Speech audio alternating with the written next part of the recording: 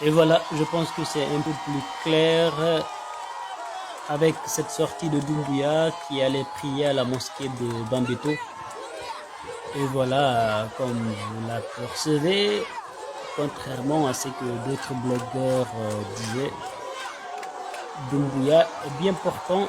En tout cas, ces images nous montrent qu'il a l'air très en forme.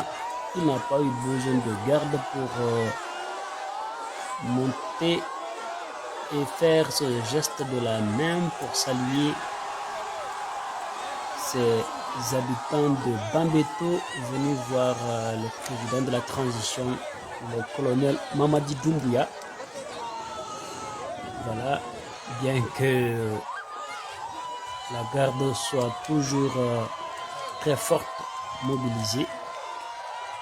Voilà, c'est normal d'une part, avec un président venu de cette manière, suite à un coup de force, c'est tout à fait normal qu'il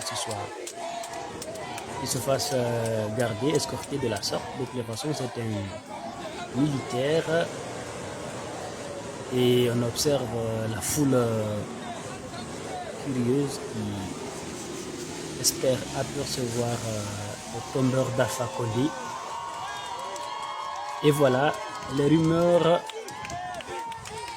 vont s'estomper, on espère, en tout cas en ce qui concerne sa santé, que ceux et celles qui disaient qu'il avait reçu une balle ou bien qu'il ne se portait pas bien physiquement viennent par là voir ces images. Et c'est nos commentaires. C'était ce vendredi à la mosquée de Bambeto, l'occasion de la prière du vendredi. Chacun est désormais édifié.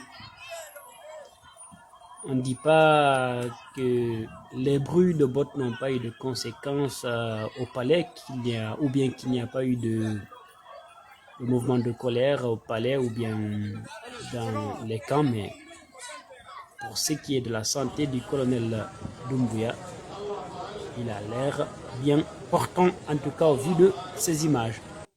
Pendant ce temps, le Front national pour la défense de la Constitution annonce une manifestation ce jeudi 23 juin 2022 dans le Grand Conakry. Sans doute une première depuis l'arrivée du CNRD au pouvoir. Le FNDC, à travers un communiqué, informe l'opinion nationale et internationale qu'il organisera cette manifestation citoyenne et pacifique ce jeudi 23 juin 2022. Il indique que cette manifestation sera organisée conformément aux articles 20 de la Déclaration universelle des droits de l'homme, 21 du Pacte international relatif aux droits civils et politiques, 11 de la Charte africaine des droits de l'homme et des peuples, 34 et 8 alinéa 2 de la Charte de la transition guinéenne. Cette manifestation, selon le FNDC, vise à exiger du CNRD la satisfaction des revendications suivantes. L'ouverture d'un cadre de dialogue entre le CNRD, les acteurs politiques et de la société civile, conformément à l'article 77 de la Charte de la transition, avec la facilitation de la CEDEAO. La fixation d'un délai raisonnable et consensuel de la transition au lieu des 36 mois imposés par le CNRD et qui ne repose sur aucune base objective. La publication de la liste nominative des membres du CNRD et la déclaration des biens des autorités de la transition, mais également l'ouverture du procès pour toutes les victimes. Le FNDC tient à informer également l'opinion nationale et internationale qu'il adressera, dans la perspective de l'organisation de cette manifestation pacifique, une lettre d'information aux autorités conformément à la réglementation en vigueur en République de Guinée, dans laquelle il indiquera l'itinéraire de la marche et des dispositions pratiques à prendre pour sa réussite. Le FNDC appelle les citoyens pro-démocratie et épris de justice à la mobilisation générale pour faciliter le retour rapide à l'ordre constitutionnel dans la paix et la quiétude sociale.